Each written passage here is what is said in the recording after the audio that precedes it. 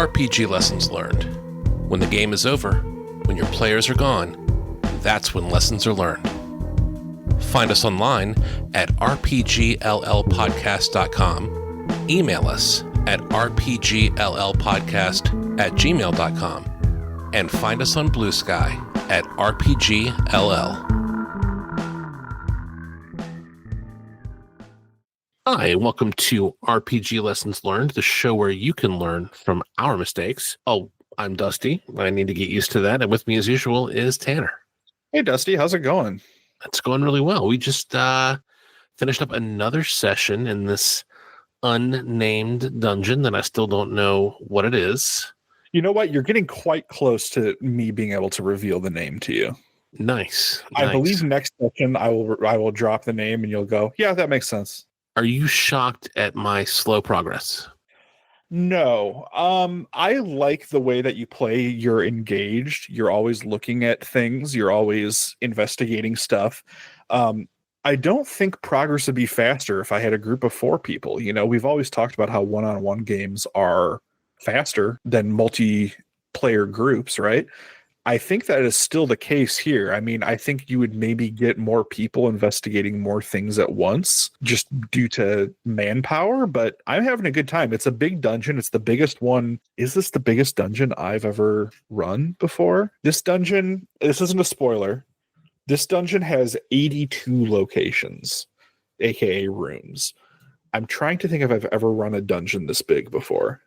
I suppose if you count every hex in Hideous Daylight, along with every room of every dungeon and every hex in Hideous Daylight, maybe? Even then, though, I think there's only like 3 dungeons. And yeah, so, I mean, it's up there, certainly. So, but I'm wondering if this is a leading question. Do you feel like it's going too slow? I'm enjoying the game, like you said. We didn't start with the numeric rating. We should come back to that.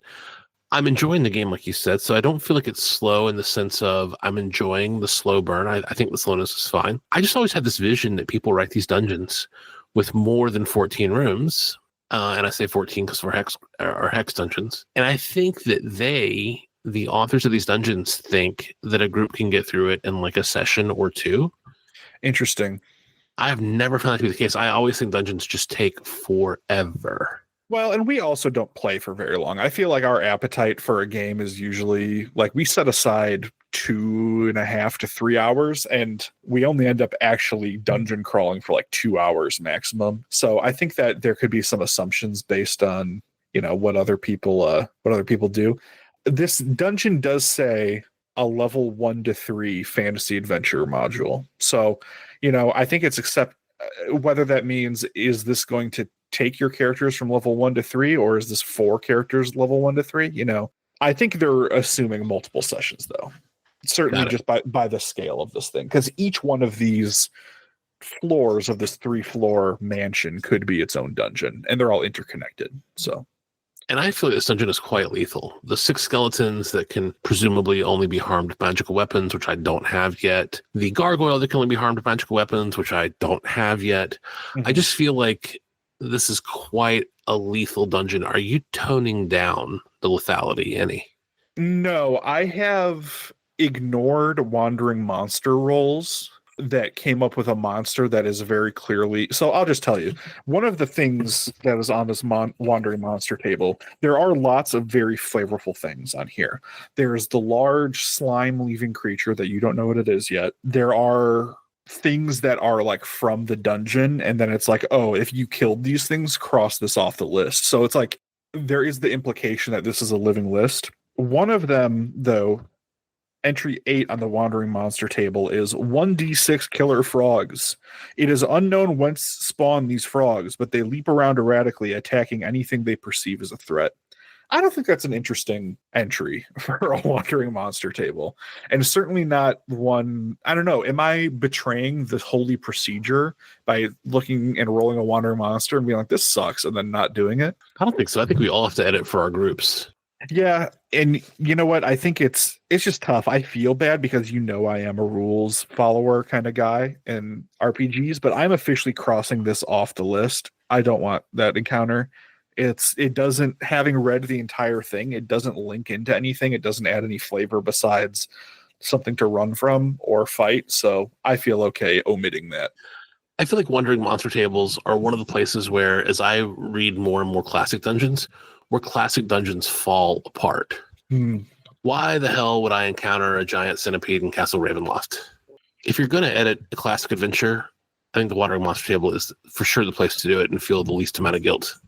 Yeah, you should edit it. And I think if you're making a Wandering Monster Table, this is a great lesson of like, make it thematic, like make it match your setting, make it use creatures. There are a lot of things where it's like, these are the creatures from this room. If they die or flee, replace this entry with this entry. So like, there is some like gaminess built into this Wandering Monster Table, which I like, but yeah, the killer frogs are stupid, and I feel fine omitting them. I did not get into combat. Well, no, I did with the gargoyle, but then I ran from it pretty quickly. I've been avoiding combat, and I've been doing everything but combat. I've been focusing on exploration and trying to like think my way out of combat. Has that been annoying for you at all? No, not at all. I think a lot of OSR people kind of over-fascinate themselves with the idea that combat is a fail state, and I don't feel that strongly about it, but like I think that avoiding combat is fine. Like you're exploring a place and not picking fights. I think that's fine. Let's go to our number ratings. I feel like this session was a step above what was last time, certainly. I'm feeling a 6 to a 7, 6.5 to 7. Yeah, I feel a 7. I think last time I was 6 and you were 5, and I think I'm 7 for sure. I followed my advice from last time, and I gave myself a printout of the dungeoneering rules and the Wandering Monster Table, so it doesn't take up real estate on my monitors. So that's a big thumbs up improvement. I'm proud of myself. Maybe the fastest time that RPG Lesson Learned advice has ever been used and implemented. Fastest turnaround time. But yeah, that was my main thing. I'm excited for you to continue to explore it. I'm excited that my rules seem to function, generally speaking, in my Tan Hack rules. So yeah, I don't think I have too much more to say about it other than I'm having a good time, and I'm excited for you to find out even more about what's going on. Any lessons that you've inadvertently learned from our gameplay today, either about the dungeon or the Tan Hack system? Yes. Lesson learned number 1, follow your own advice. If you're going to have an advice podcast about giving yourself advice, you should probably follow it. And I did, and it was a big success. Second, Wandering Monster Tables, edit for your sensibilities, I think. Or if you're going to make one, make them meaningful and make them interesting.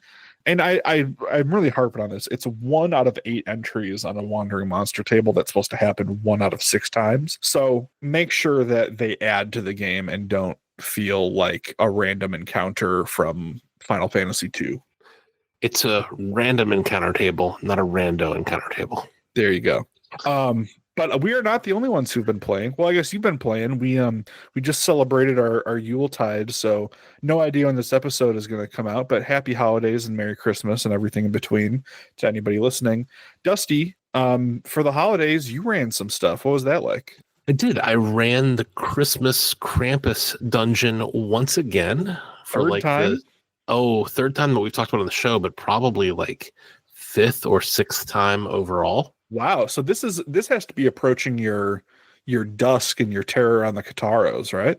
In terms of times run. It's surpassed Terror on the Kataro, and it is approaching Dusk. Although I have run Dusk for this group as well. But anyway, it's my daughter's friends again. Yeah. So, I recently listened to the episodes of us talking about running one game multiple times. I'm trying to remember what one that was. It might have been either talking about Holy Matrimony or maybe Aberrant Reflections, which I ran for my home group before I ran from you. And I think we had a lot of very positive things to say about running one adventure over and over again and really streamlining it and really honing it into something special. And for sure, this group was the first group that saw the little seeds that I put into the adventure where maybe Santa's not the good guy. Maybe there's a little bit of colonialism going on with Santa trying to gentrify these goblins, and he could actually be the bad guy, the aggressor. This group of 12 to 14-year-olds were the first group to ever pick up on that. Wow. Well, the future is bright, at least a little bit. The future is bright.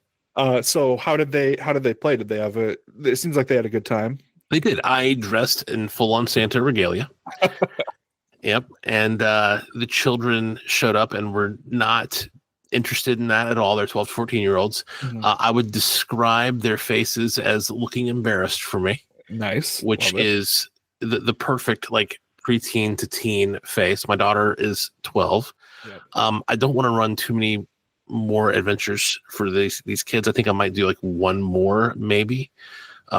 But several of them are expressing an interest in wanting to DM. So Awesome. hopefully they spin off into their own orbit and chart their own course of gaming. But for now, I actually had a lot of fun. They all had their feet under them as far as the rules. Excellent. So we really just focused on exploring the dungeon room by room. The mirror puzzle, where you got to figure out how to break through the mirror into the Krampus realm, they figured that out pretty readily, and they were off and running in like talking to every dungeon denizen they possibly could, where they got a morale check higher than 7. That's awesome. That's really special. I love that. One thing I love about that dungeon is how evocative the intro is, that you're following this strange light in the north all the way to this workshop. I just had a very clear mental image of what that was like, and I really enjoyed that. So I'm glad that even I guess that was like 2 Christmases ago we played that. In fact, Tanner, I didn't tell you this before we started recording. I have now officially posted that adventure on the basicfantasy.org forums for the Basic Nice. Fantasy role-playing game. Excellent. Let's link to that in the show notes in case anybody missed that the first time and wants to pick it up and take a look at it. But it sounds like you feel real confident about it now, having run it so many times. The kids liked it. Last time we talked about how kids will find certain things very funny and kind of make their own fun. Was there too much distraction for that, or is that all good in your eyes anyway? The one piece of feedback that my daughter gave me was that I indulged the children. I did a goblin voice. They got a good morale check on goblins. Elves? Oh, the hobgoblins, right? No, the goblins. Oh, so, right. The elves that have been twisted, right? Well, not even that. Just the reflection of the elves, Right, the goblin yes. coal miners from the other side that have been brought in to be like toy workers and gentrified against their will. One of the characters knew goblin, and charmed some goblins, and I did a goblin voice. I did like a oh no, like goblin voice. And my daughter's feedback to me was that the kids cracked up at that, and then they spoke to the goblin way more often than they had to, just to make me do the voice. And That's really because good. I kept indulging them and doing the voice, which kept cracking them up, she was like, there was too much of that. You should have stopped doing the voice. And I'm like, that's really insightful, interesting feedback from a 12-year-old. I like that. Do you think it's rooted in like, Dad, I can't stand you doing this, or do you think it is honest game feedback? I think it's honest game feedback on what she felt like slowed the session down. That's fair. I have a very similar story of this when I ran a hex dungeon for my 5e game. I've actually had this happen a couple times where I just like pick a voice for a character and my players get obsessed with it. And one of them, the more recent one, was when I ran the Slime Tunnels of Alorla for my 5e group. One of the room descriptions in that is a wall of pockmarked holes in which slime slugs cry out to want to be born and midwifed by the players. So I had a voice of, I just want to be born. And my players will still bring that up to me. And then the other one I had was when I ran Hot Springs Island. One of the random encounters you can get for that is a stone imp. And they are described as toddler-like creatures that will only ever ask questions about what's happening and what's going on and what does this mean. And so I had a good stone imp voice, and they liked this little stone boy that would just follow them around. So your daughter's feedback is fair if one player is not into it, but you know what? Voices are kind of fun in small doses. I also think sometimes a voice will like manufacture a core memory. Yes, absolutely. All of a sudden, that session becomes unforgettable. And if you're not making memories, what are you doing? Yeah, exactly. So I would say follow your daughter's advice, but not the biggest deal in the world. If that's the worst thing that you could have, like your funny voice was too funny, I think that's fine. Well, I think the point is follow my daughter's advice too after like 3 or 4 times. Yeah, that's fair. So did you make any final adjustments to the adventure after this time running it? I really needed to name more. I've got to learn to name everything because you never know when you're going to roll a 12 on a morale check. Or sorry, not a morale check, a a reaction roll. Yeah, and they want to be best friends. And they want to be best friends. So I have just got to name stuff. And when I'm caught flat-footed, and I think nothing breaks immersion more than when they're like, "What's its name?" And I'm like, and they're like, "Oh, it wasn't important." And one of the kids literally said, "Oh, it wasn't important." Yeah. And I was like, "Damn it." Yeah, but you know what? He's got a gamer's brain. He's there to win.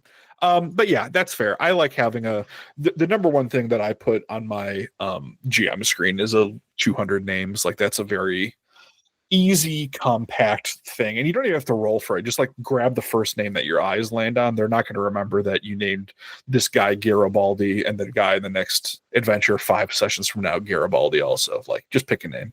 And if you're reading from something, they have no way to know if it's a random name list or if it's that goblin or elf's actual name. You're consulting something and reading a name. Yeah, it's not immersion breaking. They can choose to believe that that is the name for that thing in that room. Yep, it's a little bit of verisimilitude, which keeps everybody engaged. So, congratulations. So you said you're thinking about running one more for him, huh? One more, probably the Veiled Society, like a murder mystery. Love it. And then I would get to run that one twice because I've still only run that one for you. Yeah. And then I would set them off into the world and refuse to GM for them anymore and teach them the lesson of, I'd start taking the dad tack of, no. If you want a game, you got to run for me. You got to write your own dungeon. I love it. That's excellent. So lesson learned. I'll throw one out there. Keep polishing your diamond. You know, just because you made something cool doesn't mean you can't improve it every time you run it. And that's part of what this show's about. But also, it can kind of go towards an individual adventure too, right? And nothing gives the illusion of you being a better GM more than running adventures that you've previously ran that you know really well. Yep. And then nothing can shatter that illusion by not having a name for a goblin. And then do we have time for, you mentioned to me that you were kind of at a crossroads in your Lancer campaign and maybe experiencing a bit of writer's block. So I might need to do a little bit of a lore dump on you to explain where we're at and where I'm trying to go. And then maybe you can help me link those two things together. How's that sound? Let's take a lore dump. So my players' characters have gotten involved with a revolution on an oppressed planet. Mm-hmm. One of my characters is from the noble ruling house on that planet, and he has chosen that he wants to help the rebels to overthrow this old feudal government that's been keeping people. I also have players who are very interested in the cybernetic, transhuman, cyberpunk parts of Lancer. The idea of AI as gods and infusing themselves and connecting with super powerful AI, right? This is planning to be the penultimate session. What needs to happen is that the players are going to this space station called a meta vault, okay? And inside this meta vault, real space, hyperspace, and Legion space, the realm of AIs, all overlaps. If you want to think of it, this is essentially like a magical pocket dimension with sci-fi accoutrements. And the idea is they are going to go to this meta vault to gain its treasures, which is going to be a fleet of ships that are powerful enough to impose their will upon anything. One of the main aspects of mech fiction that I really wanted to explore is that people have high-minded ideals and character motivations, but mechs are weapons of war. They cannot build bridges or schools. They cannot convince somebody that what they're doing is wrong. They're weapons of war that kill. And I want to put them in this last encounter with saying, okay, you're coming back to this revolution and you have a fleet that can kill anything. How are you going to accomplish your goals if all you're holding is a gun? Does that make sense? Mm-hmm. So I am trying to think of challenges at this meta vault for them that will not only engage the players who want to investigate the AI stuff, but I also want to kind of maybe experiment with the structure, with the fact that anything could happen in this meta vault. It's like a pocket dimension. I was thinking about making it like a point crawl where they have to get certain things around this area, and each point is like a point of interest that's a weird gonzo strange thing that kind of reinforces the theme of the campaign or appeals to one of my players' interests. And this is you said penultimate. Correct. Is this your final session? No, penultimate. So the next session after would be they have the fleet, they're at the planet. How are you going to accomplish your goals? You can't bombard somebody into liberating them. You know what I mean? Like I want to present them a situation where they're holding a sledgehammer and they've got to do brain surgery to get this society back on track. And like the struggle with the fact that mechs are weapons of war, like that's the commentary, the theme I want to have in that session. Ooh, and is this the point where I can start brainstorming ideas that by the way, let's do etiquette real quick. Yeah. If you use these ideas or not, I will not be hurt. If you shoot down the idea, I will not be hurt. I'm not party to your game. I'm not party to your table. I'm throwing out random things based on this 90-second to 2-minute lore dump that you've done, not the rich experience you've had at your table. So no offense taken whatsoever if you don't use any of this. Fair? Yep. And if you have follow-up questions, I'd certainly be happy to answer to kind of direct your lines of thought. Oh, that's not the kind of guy I am, Tanner. I'm a corporate middle manager. I'm going to start throwing out ideas now. Excellent. The stream merely passes through you. It does not begin or end. Tell me, I'll throw out an idea. Tell me how it's wrong, and then we'll adjust from there. Yeah, excellent. A couple of things come to mind. One of which would be very frustrating to the players, but I think you want to frustrate the players. You want them to have that sledgehammer / brain surgery moment, and that is going to be frustrating. And I think the way you do it is they show up somewhere where the crisis is a humanitarian crisis. Yeah. Something has happened. Call it Hurricane Katrina. And again, sorry, for the purposes of a game, I hate to reference something that people in the audience might hear and have very real and horrifying memories of.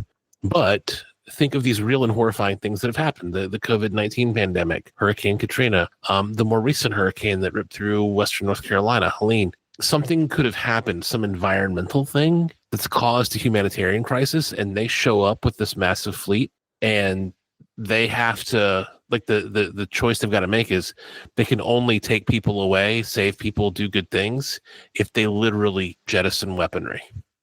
I like that. That's awesome. I'm making notes of this, by the way. So if you see my head down, I'm taking notes. I love that. So the idea that they must actually lose weaponry. They have to give up their power to save people. Yeah, they've got to sacrifice the ability to make war to save people. That's one idea. Another completely unrelated, totally different idea. Didn't you tell me that you had a player who really was obsessed with the AIs and almost wanted to become one? Yes, and that's kind of like, I'm like, there has to be something in this meta vault that could be like, is he going to donate his brain to be a co-processor for this AI or something? I don't know. Like, what are you thinking? So here's my other idea, and I don't think these two ideas work in concert. I think they're exclusive. I think the fleet shows up, does whatever, and some AI makes it clear, like the ultimate futility of warfare. Like, hey, yes, you have this great fleet, sure, but we're post scarcity. We're AIs. We're infinitely patient, and by the way, we're working on a fleet twice as big as yours. And your lifespan is fleeting enough that I'm going to win. This is ultimately futile for you. Congratulations. But here's what we will do. Let's game this out. And somehow in Roll20, change all the backgrounds to be blue, change all the tokens to be blue, make it like a holograph. Yeah. Hologram. And give your guy who wants to be an AI, give him a chance to become AI. Like, he has to be the interface through which the game will flow. And have just this ultimate huge battle with all blue tokens on an all blue grid or green or, whatever, to make it clear that it's in virtual space. But also make the humanitarian cost real. Like, have the AI say, like, look, we're going to destroy real equipment and kill real people here every time something happens in the simulation. Interesting. And have, like, every time something bad happens, like missiles miss or something and hit a random building, have a little table where you roll up like faces that are flashing on their screens of real people that the AI is murdering to reflect the real world casualties, and give them these little vignettes with like a first and last name. Like, hey, your missile misses and you just killed, I'm going to make up a name, and I'm afraid it'll be somebody's name in real life. So I'm going to say Smith. Yeah, John Smith. You just killed John Smith, and here's John Smith's picture. And John Smith was 27 years old, studying to become an EMT, whatever. And I think that'll really, both these things, because that'll suck the fun. Here's what that does. What this does is it sucks the fun out of combat. it makes the hubris of combat where like I'm exerting power over you, but I'm also damning these people that I've never met or seen or heard from or thought about to worse lives or death because I'm focused on taking out my enemy, not thinking about the collateral damage. It makes them confront the collateral damage. And it ultimately shows them like combat is not really fun or cool and ultimately is in real life to be avoided. My players aren't acting in self-defense. They're effectively trying to institute a regime change. And even if you're doing a regime change for quote unquote the greater good, you have to do a lot of evil on that way. And no one can say if it's worth it or not. Yeah. So going back to kind of the structure of this meta vault, though, I'm kind of operating with the idea that in the ultimate session, I love that these ideas for being the last session of this humanitarian crisis that they have to, or maybe the encounter with the AI happens and then they realize that this humanitarian crisis that happened while they were away from the planet is something that they need to deal with in the last session. But I want to explore like what is going to happen specifically in the meta vault and what is the structure of that game to get them the fleet. And I like the idea of this. It's like a pocket dimension out of space and time where this ancient AI known as Ra lives. Like that's already been established. So like what kind of challenges could they encounter there that earns them this fleet that I can then hit them in the fields with? Do you remember that episode of Star Trek The Next Generation where Picard was forced by a probe to live an entire lifetime in an alien society? Just No. Okay. I'm going to summarize it, and probably poorly because I haven't watched it in 20 years or more. The Enterprise encounters this probe. It's incredibly advanced. It scans Picard, and all of a sudden Picard wakes up on an alien planet. Everyone's calling him a different name. And ultimately what happens is he accepts that after years of being here, or months, years, whatever, that all the Enterprise stuff was a delusion. He's now a guy on this planet named whatever. He lives his whole life. He dies of old age. And then instead of dying, these people that he encountered tell him, hey, this was all a simulation. Our society is about to be lost. And we're making these probes to spread word of who we were and our cultural identity. And you've just experienced that. And then the probe like gives him the flute that he played as the guy as he lived out this full lifespan. And then he wakes up on the Enterprise with the flute. That's like an H.P. Lovecraft story almost, like having to live an entire life in. There's a really good Junji Ito. Are you familiar with Junji Ito, the horror manga artist? I'm not. Okay. He had a really great short comic about a guy in a mental ward, and every night he goes to sleep, he's awake for longer. So first he experiences like a day while he's asleep, and then a week, and then like eventually in the time when he sleeps, he dreams a lifespan of 10,000 years, and he wakes up and he's like, don't put me to sleep again. I can't do this like again and again, but nothing can stop it. And like, that's almost like a horror thing. So sorry. Anyway, like how does this apply to their situation in the meta? Again, back to the idea of having to confront collateral damage, not whole lives, but maybe this, what would you say its name was, Ra? Maybe Ra creates situations where, okay, you're now this refugee and here's the battle map and you have to get across it without dying and make it very difficult and like make them do like 2 or 3 of those and experience what it's like to be collateral damage. And then have Ra teach them some object lesson about, you know, I have this infinite capacity for storage and processing, and I see all these moments with my, you know, surveillance, I don't know, whatever you want to call it. Mm-hmm. And I can calculate the true cost of war. You cannot. So they're almost like mini, I don't want to say mini games, but mini scenarios that only last for like, you're this person, you're this person, you're this person. We'll use the Lancer rules. Let's see if in the middle of a mech fight, any of you can make it across the street or something like that. Exactly.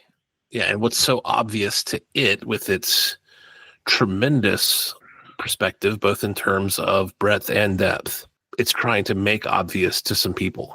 Yep. Anyway, those are my ideas. None of that called on my 4E background. I was hoping to dust off some old 4E knowledge. Well, I mean, I can certainly design combat encounters too, because there are cultists who worship Ra who would want to defend this meta vault from the players. So like maybe the players have a goal to like actually enter the meta vault, but it's guarded by these cultists who want to keep them out or something. Like that could be a 4E encounter easily. Yeah. So the first thing, like how much armament can you dump to carry how many civilians, and do you have enough armament to make it across the map, pick up civilians and back, or do you not have enough armament and you die with the civilians that you're trying to like? What's that balance of how little armament can you go in there with and still be able to rescue people? Yeah. How do you feel about point crawls? We've talked about hex crawls and stuff a lot, but like, do you have an opinion on like here's a space abstracted as points, you can go from one to another, or should I make this a strictly linear thing, do you think? I dislike point crawls so much that I basically invented hex crawls. Yeah. So let me just explain. I guess my interest in applying a point crawl to this meta vault would be because it's a place where anything can exist. Mm-hmm. And I like the idea of switching up, like it's been a very linear game. I like the idea of switching up the structure a little bit and trying to say, okay, you can go to all these different locations and maybe you're looking for something at these locations to unlock the keys to the fleet. I guess the fact that the possibility space inside of Meta Vault is insanely huge, it would feel weird if it was a linear thing. But Ra is all powerful inside the Meta Vault. So like, but networks do have nodes. So maybe if you did this, so generally I find point crawls annoying because the relation between the points, I struggle with that. But if you think of like public transit and those really, really abstract maps they'll give you. Yeah. Where it looks linear, but in reality, the track goes all over the city. But it's linear to help you understand what your next stop is, not to help you understand where the stops are in relation to each other. If you gave them something like that, where you're like, hey, this is a computer network. It is a neural network. There are nodes.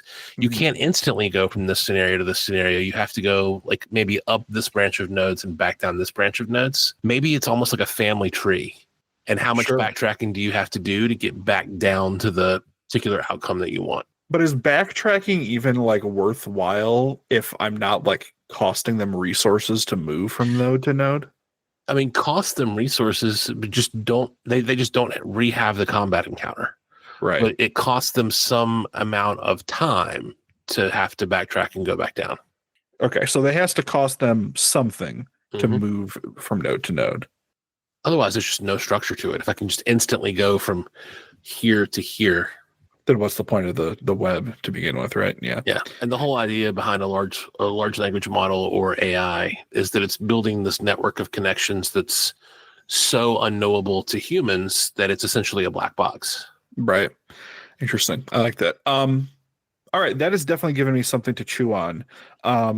I think I'm going to make it smaller than I anticipated because when I was first sketching it out, I was putting like their entrance in the middle and then maybe having like 10 nodes around them that they would go to. But I think I'm going to do like 5 or 6, like something to keep it like maybe even one node is just like a role-playing encounter. One node is a combat encounter. One node is, just something to keep it keep the levels of interest and the variety up. Do a Groundhog Day thing. They can replay a node from the beginning as many times as they want, but it costs them time. And how perfect is perfect enough before they're willing to move on? And how much time does that cost them to achieve their goal? But imagine like if this node is a combat, let me go in and be reckless and figure out where everything is. And then I'll spend whatever the resources I'm spending to replay that scenario now knowing where everything is. Does that work when a combat encounter in 4E, aka Lancer, is 3 hours long? No, it does not. Because at that point, what you're saying is I'm choosing to commit our real-time social life. You know what I mean? Yeah, no, you're right. I love that idea in a different system. Yep. Use some of this, use none of it, use all of it. It's all good. How could I possibly give you advice in 2 minutes? Yep. Well, hopefully that was at least interesting to listen to if you're struggling. I mean, like writer's block is a huge thing in terms of like narrative style games. Even though Lancer is a very combat heavy game, the combats are all 100% informed about the choices my players are making. So I do my best brainstorming while commuting for work. So I think I'm going to let it stew. I don't have to run for another couple weeks, so I really want to make this special. And then I love your idea for the fleet and the hologram and the humanitarian crisis. I think I'm going to save all those ideas for the last session, but I like that Ra is trying to create these parables for them to play through in the meta vault to get their point across, and then saying, hey, you know what? If you still want it after experiencing all that, here's the keys to the ship. Fair. Alrighty. Well, thank you for listening, everybody, and take care. People call them reviews, postmortems, retrospectives. We call them lessons learned, and we're sharing ours with you.